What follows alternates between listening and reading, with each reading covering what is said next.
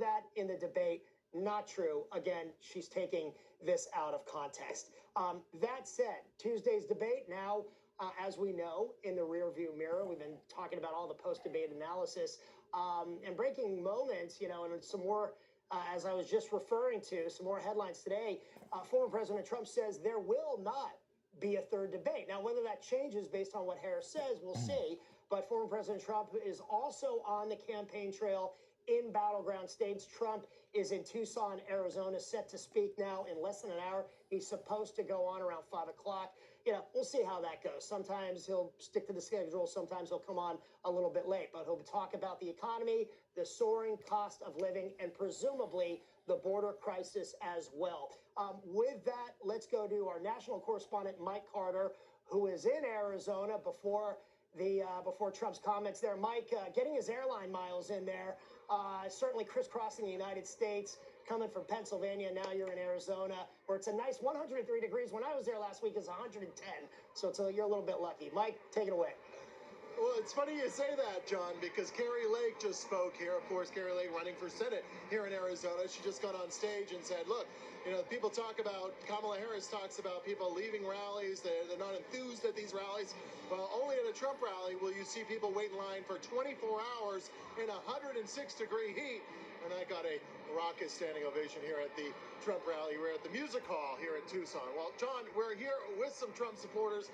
One, Esteban Flores. Esteban, you're running for school district here, right? Yes, sir. You're in Tucson.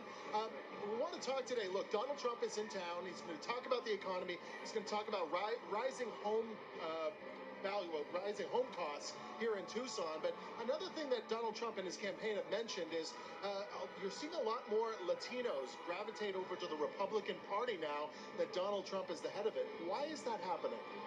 Well, we see that inflation is out of control. We see that right now, especially with the housing market, it's impossible to buy a house right now. Carrie Lake mentioned that a little bit. It's very difficult, just the cost of living in general. Economy, Latinos care about economy. Latinos care also about family. When you cannot afford to buy a house, when you have to work 2-3 jobs just to make ends meet, it's very hard to start a family right now. And so that's why we got to vote for get these guys out of office and vote in. Esteban, this is breaking news. Donald Trump saying he will not participate in a third debate. Said that this afternoon. Look, a lot of people say, including the former president, say that debate was a 3-on-1 debate. It wasn't him versus Kamala Harris. It was him versus the two moderators and Kamala Harris from ABC News. What is your reaction to hearing that Trump won't participate in another debate? Is that a good move, or do you think he should change his mind?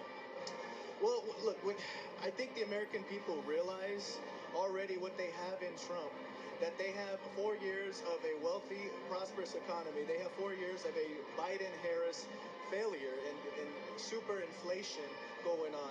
Usually, even with the Inflation Reduction Act, which I call the Inflation Explosion Act, which is it's gone out of control. People see what they have already, and I don't see the debate changing.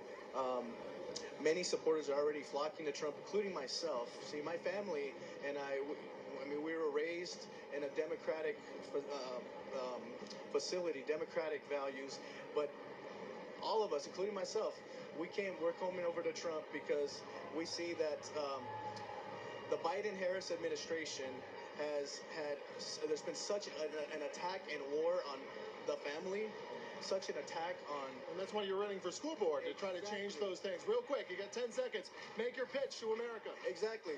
It's been said that to save the nation, you need to save the children. It's been said that to turn the country around, you turn the school system around. That is why I'm running for TUSD, Tucson Unified School District here in Tucson, Arizona. We're fighting to protect our children from the sexualizing of an agenda from the radical left. Go to my website, Esteban Flores for TUSD.com for more information. All right, good pitch, Esteban. Good luck to you.